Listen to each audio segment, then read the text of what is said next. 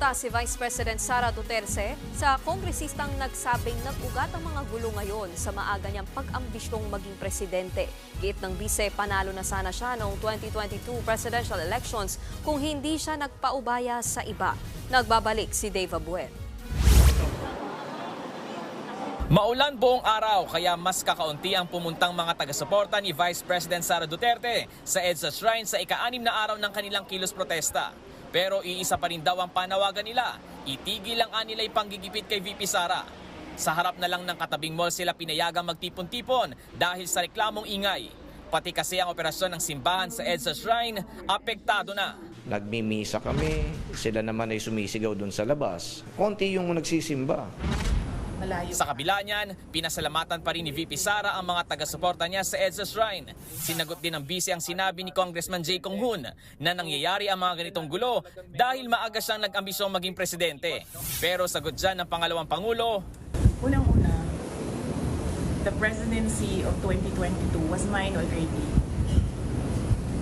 Na nanalo na ako sa surveys, lahat ng tao solid na, united na for my candidacy. Pero I gave it away because I felt I had to do some other things other than being president. muli ring iginit ni VP Sara na pamumulitika lang ang ginagawa ngayon ng Kamara. So, wag nila akong i-gaslight into saying na ako ang dahilan ng kaguluhan na ito. Ang kaguluhan na ito ay nagsimula sa sa terrorism nila, sa harassment nila, sa threats nila.